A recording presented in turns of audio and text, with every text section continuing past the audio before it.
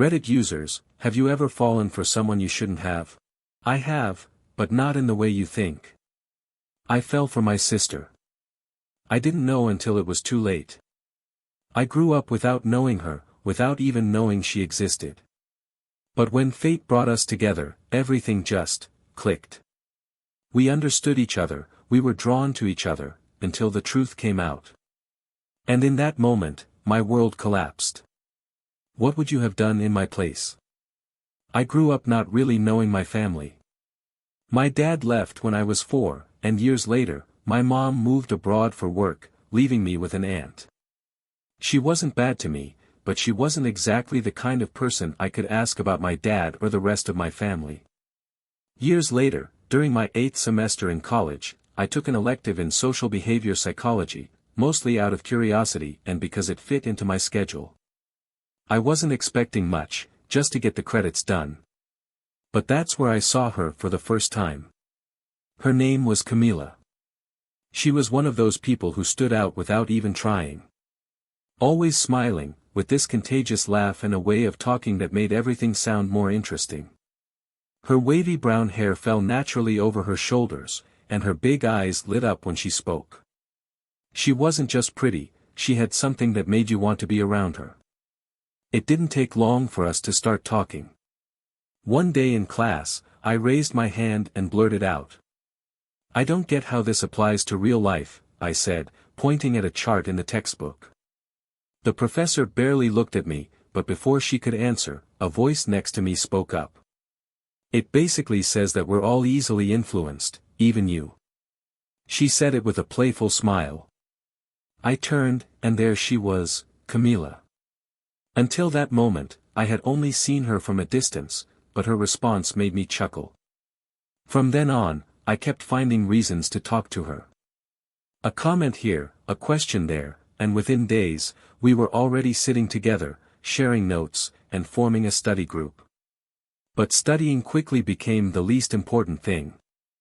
I found myself looking for her in class, hoping she'd talk to me, finding any excuse to keep the conversation going. There was just something about her, something that, without realizing it, was pulling me in closer and closer. Our first official date was almost accidental. We were supposed to study for an exam, but somehow, we ended up at the movies.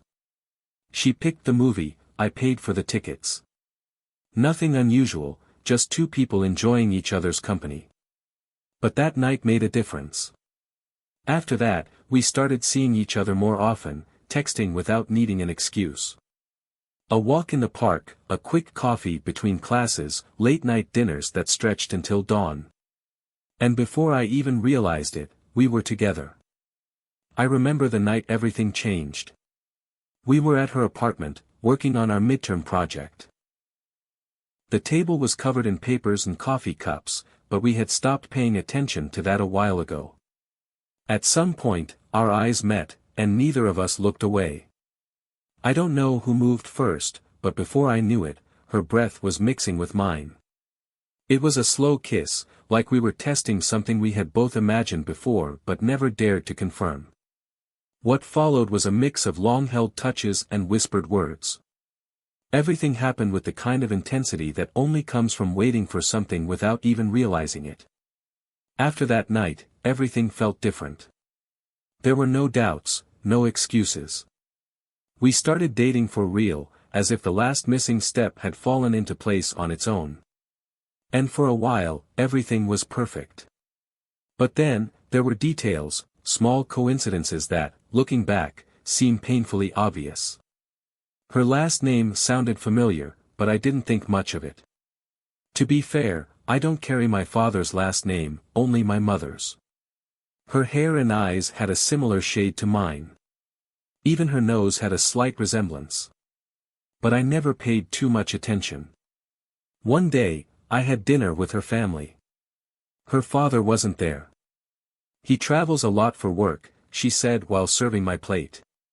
She mentioned that he had business in Guadalajara, the city I had lived in until I was 6, before moving in with my aunt. Another coincidence. Nothing strange, until she pulled out a family photo to show me her cousins. Something felt off. The moment I saw her father in that picture, it was like the ground shifted beneath me. I couldn't pinpoint exactly what it was, but something about that image left a strange feeling in my chest. "Are you okay?" Camila asked, looking at me curiously. Yeah. I just got a little dizzy." I tried to brush it off, but inside, my mind was racing. Weeks went by, and to my surprise, my mom told me she'd be visiting for a few days. She said she was on vacation and wanted to see me. Even though we didn't have the closest relationship, I was happy to hear it. What I didn't expect was that, around the same time, Camila's dad would also be back in town. Naturally, she wanted to take the chance to organize a family dinner at her favorite restaurant. "So you can finally meet my dad properly," she said excitedly. I had no way to refuse. How could I? There was no logical reason to avoid it. But something in my stomach didn't sit right. That same strange feeling I had when I saw the picture. The night of the dinner arrived. Camila looked stunning, glowing with excitement to introduce us. My mom was in a good mood too.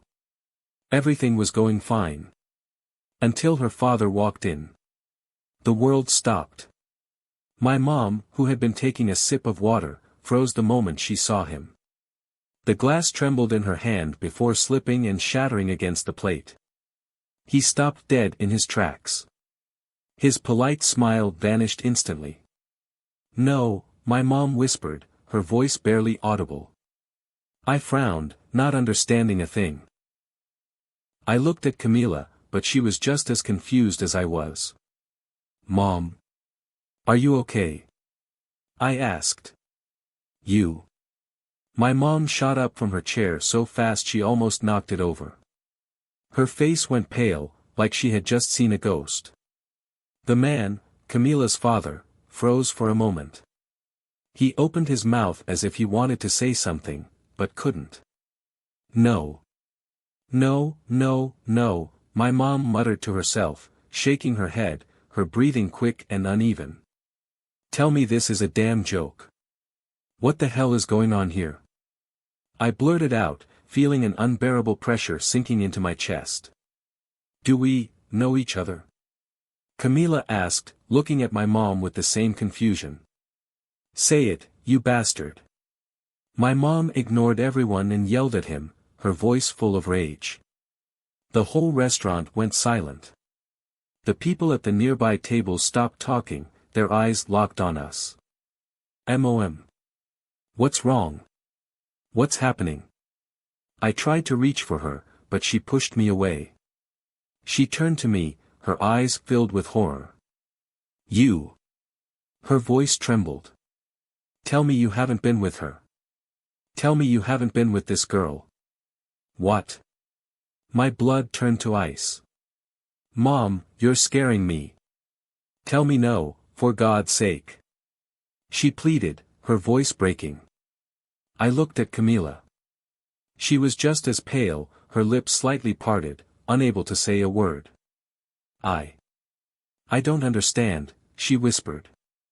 Then, her father finally spoke. He swallowed hard, his face twisted with shock as he looked at my mother. "He's your son. What the hell is wrong with you, idiot?"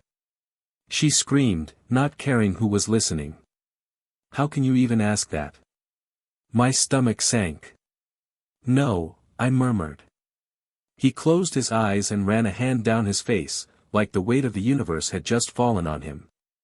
"Shit. Explain this to me, now." I yelled, slamming both hands on the table. My mom looked at me, her eyes filled with tears. Her voice trembled, barely able to speak. "He's your father." A ringing filled my ears. Camila let out a small gasp. No. "No, that's not true," she whispered, covering her mouth with her hand. I felt the air leave my lungs. "This can't be," I said in a low voice. But my mom didn't need to say anything else. I saw it in her face. I saw it in the way the man covered his face, shaking. I saw it in the absolute horror in Camilla's eyes. There was no need for more. Our world came crashing down. Camilla covered her mouth, her eyes filling with tears, and without saying another word, she turned and ran out of the restaurant. Camilla. Her mother followed her, just as horrified. The restaurant fell silent. I stood there, frozen, feeling everyone's eyes on us. My mother. The man who claimed to be my father. And me.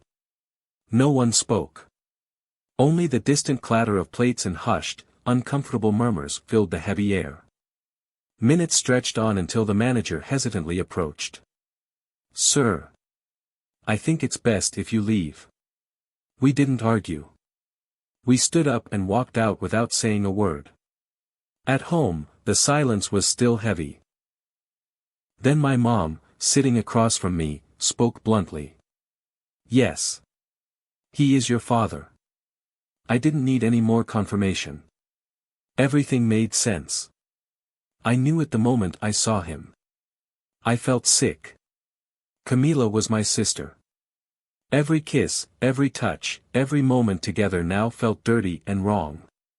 But at the same time, the thought of losing her hurt more than I wanted to admit. How am I supposed to move on? How do you even get over something like this? How is this even happening? If you were in my place, what would you do? Drop your advice in the comments. I'm completely lost right now. And if you want more crazy stories like this, click on one of the videos on the screen. Trust me, they're just as wild, or even wilder. Oh, and remember, you can now become a channel member for less than $50. And don't forget to subscribe, because Reddit is interesting.